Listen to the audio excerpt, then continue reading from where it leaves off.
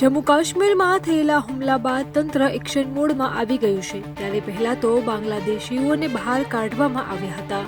ત્યારબાદ આજે મંગળવારે સવારથી અમદાવાદ મ્યુનિસિપલ કોર્પોરેશન અને અમદાવાદ પોલીસે ચનોડા વિસ્તારમાં જે મિની બાંગ્લાદેશ તરીકે ઓળખાય છે ત્યાં મોટા પાયે ડિમોલેશન હાથ ધર્યું હતું। શાહ આલમ પાસેનો ચનોડા તળાવ વિસ્તાર ગેરકાયદેસર બાંગ્લાદેશીઓની વસાહત માટે કુખ્યાત છે।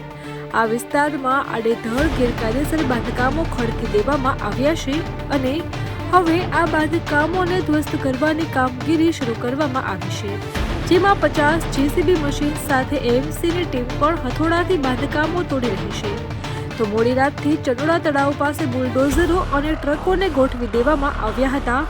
તો વહેલી સવારે 5:30 વાગ્યાથી ગેરકાયદેસર બાંગ્લાદેશીઓની વસાહતને તોડી પાડવા માટે ચુસ્ત પોલીસ બંદોબસ્ત સ્થળ પર ગોઠવી દેવામાં આવ્યો હતો, જેના પડઘા સ્થાનિકો પર પડતા તેઓ મદદ માટે હાઈકોર્ટના દરવાજા ખખડાવ્યા હતા, પરંતુ હાઈકોર્ટે સ્થાનિકોની અરજી ફગાવી દીધી છે। જે બાદ હાઈકોર્ટના આદેશને આવકારતા ગૃહ રાજ્યમંત્રી હર્ષ સંઘવીએ સોશિયલ મીડિયા પર પોસ્ટ પણ કરી હતી। તો બીજી તરફ મુખ્યમંત્રી Bhupendra Patel Ahmedabad police commissioner office ખાતે ચનોડા તળાવ ડિમોલેશનની કામગીરી અંગે ઉચ્ચ પોલીસ અધિકારીઓ સાથે ચર્ચા પણ કરી હતી। તો ગેરકાયદેસર બાંધકામો તોડવાની 50% કામગીરી પૂર્ણ થઈ ગઈ છે, તો કેટલાક બાંધકામ તૂટ્યા તેનો અંદાજ અમે અત્યારે આપી શકીએ તેમ નથી, પરંતુ 1500 થી 2000 જેટલા ઝૂંપડાઓ છે તેમાંથી 50 થી 60% કામગીરી પૂર્ણ થઈ ચૂકી છે। પોલીસ તંત્રની સાથે 7 ઝોનની એસ્ટેટ વિભાગની ટીમો ડિમોલેશનમાં જોડાઈ છે। તો વર્ષ જૂના બાંધકામ હતા, તળાવોમાં ગેરકાયદેસર બાંધકામ થયા હતા, જેને હવે તોડવાની કામગીરી થઈ રહી છે। તો વર્ષોથી ગેરકાયદેસર બાંધકામ થઈ ચૂક્યા હતા, જે અંગે સરકાર અને મ્યુનિસિપલ કોર્પોરેશન તંત્રએ કેમ કાર્યવાહી ન કરી તેવા સવાલ પૂછતા જ પોલીસ અધિકારીએ પ્રેસ અટકાવી દીધી હતી। તો ચનોડા તળાવના ઇતિહાસની વાત કરીએ તો આજથી લગભગ 14 વર્ષ પહેલા નરેન્દ્ર મોદી જ્યારે ગુજરાતના મુખ્યમંત્રી હતા ત્યારે ચનોડામાં ગેરકાયદેસર રહેતા બાંગ્લાદેશીઓ સામે કાર્યવાહી કરવામાં આવી હતી।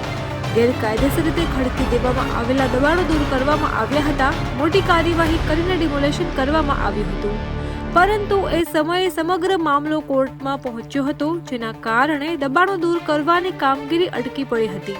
તો ડિમોલેશન કરવા પર સ્ટે આવી ગયો હતો। તો 2010માં ડિમોલેશનની કામગીરી પર સ્ટે આવી જતા દબાણો દૂર કરવાની કામગીરી અટકાવી દેવી પડી હતી।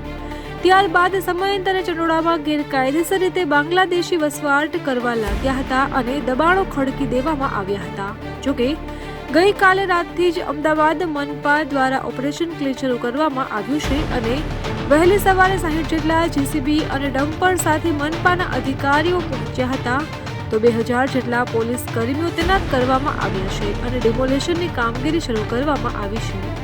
અમારી તમામ માહિતીથી અપડેટેડ રહેવા માટે જોડાયેલા રહો ત્રિશુલ ન્યૂઝ સાથે।